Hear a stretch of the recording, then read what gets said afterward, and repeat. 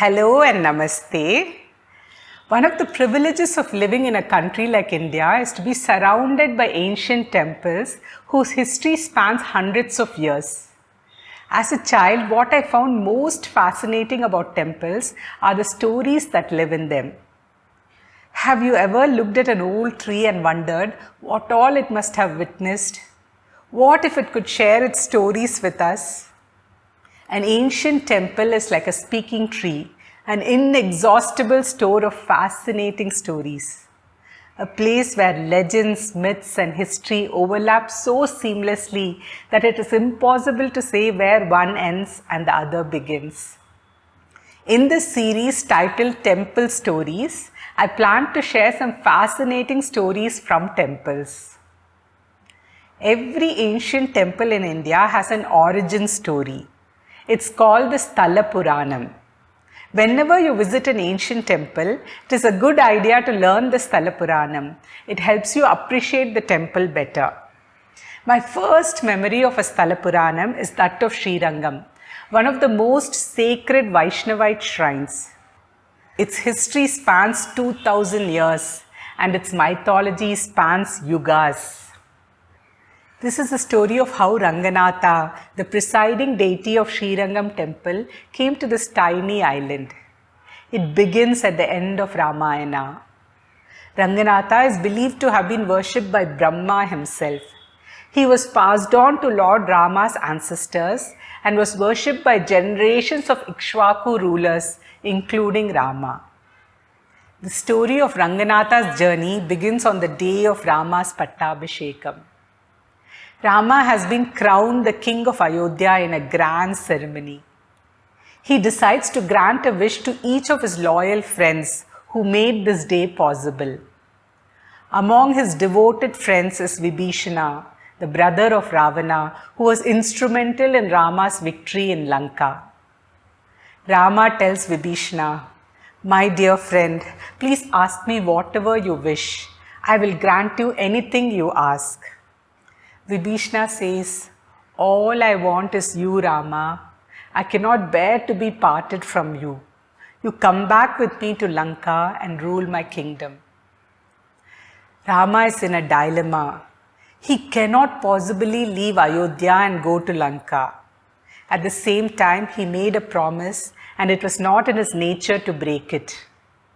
So Rama does the unthinkable. He decides to gift Ranganatha to Vibhishana. He tells Vibhishana, "Dear friend, I will not be able to come back to Lanka with you. I am the king of Ayodhya and my destiny is here. I will give you this idol of Ranganatha. Generations of my ancestors have worshipped him. If you have this Ranganatha with you, it is as good as me being with you.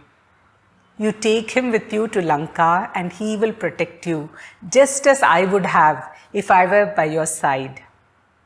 He also adds, "Make sure you don't put him down anywhere until you reach Lanka." So Vibhishana takes Ranganatha and begins his journey back home. When he reaches Srirangam, it is time for his evening prayers. Meanwhile, all the gods in heaven like Indra and Varuna, etc. are worried. Vibhishana is after all a Rakshasa whose brother humiliated all of them. If he were to take Ranganatha to his kingdom, he will become very powerful. Even if Vibhishana is a good man, it would not be safe to trust the Rakshasa clan with Ranganatha. We never know who will succeed Vibhishana and what their ambitions would be. The gods approach Ganesha, the god of obstacles, for help. Ganesha takes the form of a shepherd boy and approaches Vibhishana. Vibhishana, meanwhile, is holding Ranganatha and wondering how he can perform his Sandhya Vandanam. He spots the shepherd boy and asks for his help. He says, "You hold this idol for me while I offer my evening prayers." Ganesha tells him, "I will gladly hold the idol for you, but I have a very strict master. If he calls me, I cannot wait." Vibhishana tells him, "Don't worry. You just call out to me thrice. I will rush back and take the idol from you." As soon as Vibhishana is out of earshot, Ganesha softly calls his name thrice, Vibhishana, Vibhishana, Vibhishana, and keeps the idol on the ground and bowls. Vibhishana returns and finds the idol lying on the ground. He is furious. He spots Ganesha running away. He utters a thunderous roar and chases him. Ganesha runs to the top of a hill and Vibhishana chases him up the hill. He hits Ganesha with his knuckles on the top of his head. There is a temple for Ganesha at this spot in Trichy. This temple, which is situated on the top of a tiny hill, is called Uchi Pullayar Koil. Uchi means the top. It gets its name because Vibhishana hit Ganesha on the Uchi or the top of his head. Then Vibhishana returns to the spot where Ranganatha was placed. He tries to lift the idol, but it does not budge. He is dejected.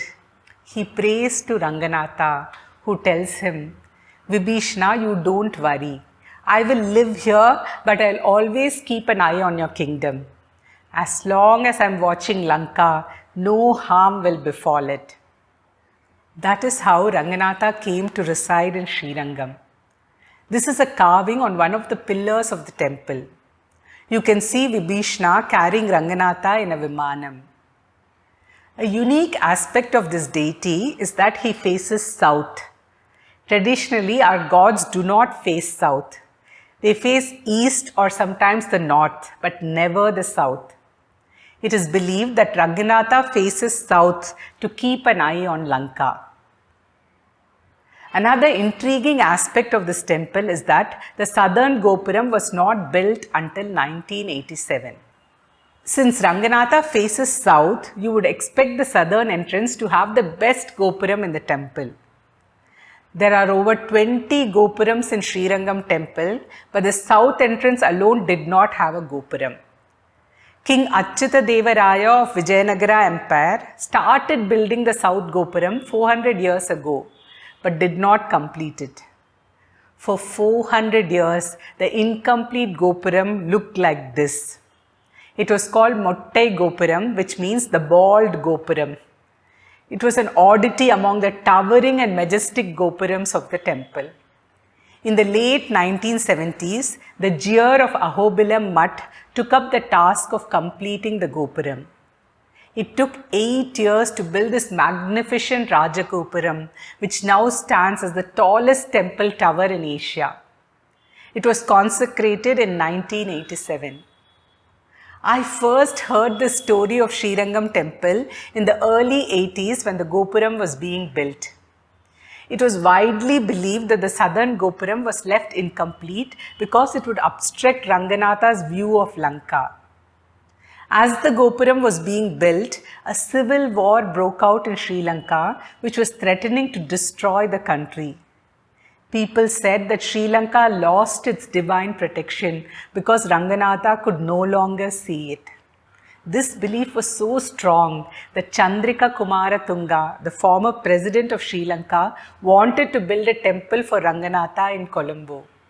She commissioned a statue of Ranganatha to be made by Ganapati Sthapati, a famous sculptor in Mahabalipuram. However, she lost the elections before the temple could be built. The civil war raged on till 2009 and Lanka never regained its glory. What a fascinating story, isn't it? A story befitting the 2000-year-old history of the temple. A story that effortlessly encompasses the Treta Yuga and the present day. That's it from me. Keep watching for more such interesting stories. Please subscribe and share with your friends. Thank you for watching. Until next time, Namaste.